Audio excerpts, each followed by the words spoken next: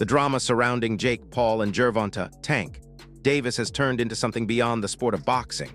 What was once a rumor whispered between fans became a full-blown spectacle when Floyd Mayweather reportedly stormed the stage during their press conference.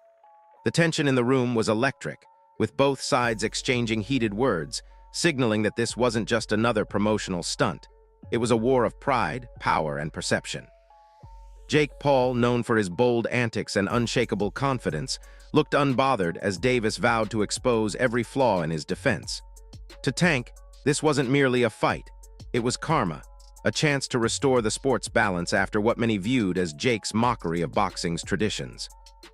For months, analysts and fans have argued over whether this matchup even makes sense.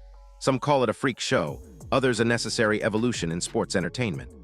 Ariel Helwani pointed out the double standard. MMA fans celebrate these kinds of what-if matchups, but when boxing dares to cross the same line, the purists revolt. Maybe it's because MMA audiences have always embraced chaos, or maybe boxing still clings to its old-world dignity. Whatever the case, Jake Paul has mastered the art of outrage. Every time he posts, every time he taunts, the world takes the bait.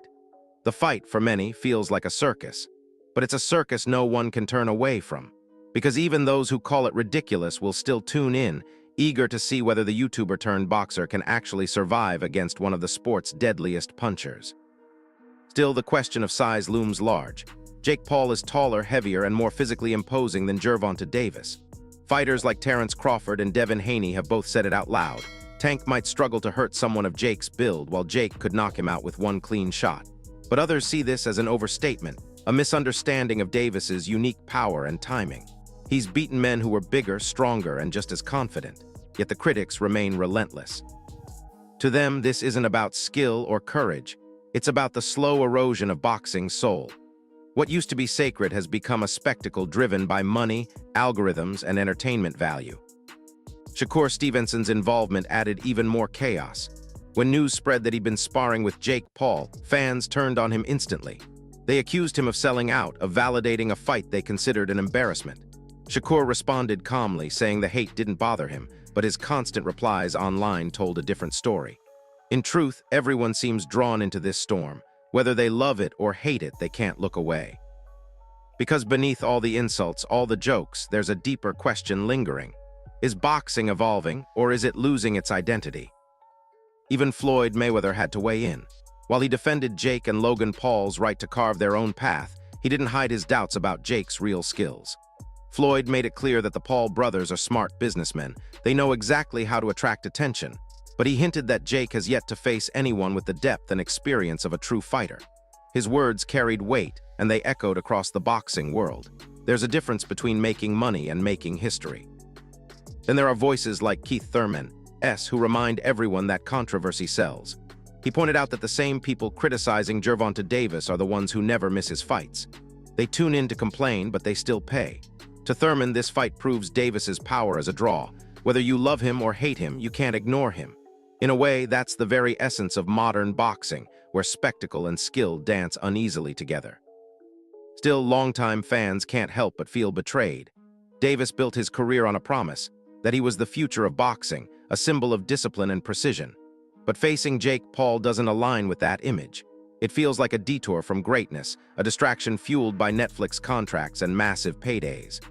Behind closed doors, even his own trainer Calvin Ford admitted that the Lamont Roach rematch was supposed to come next. But when the Jake Paul deal landed, the money was simply too big to ignore. In a sport where legacy once came before wealth, the rules have changed.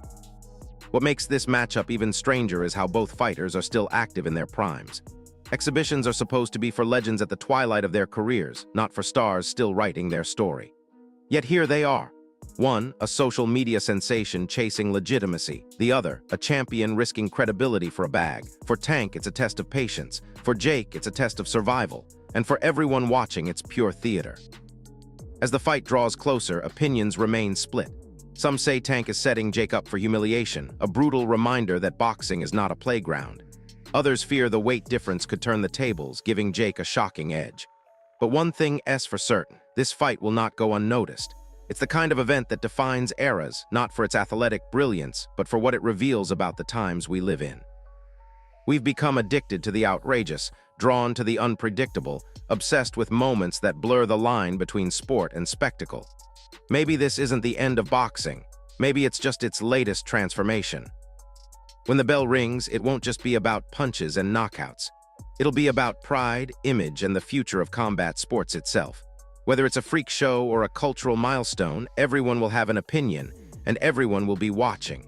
Because deep down, the world loves a circus, and this one promises to be unforgettable. What do you think? Has boxing lost its way, or is this fight proof that the sport is evolving into something bigger than itself? Will Jake Paul finally be exposed, or could he shock the world again? Let us know your thoughts below, and don't forget to like this video. Subscribe for more fight breakdowns, and ring the bell so you don't miss the chaos when the gloves come off.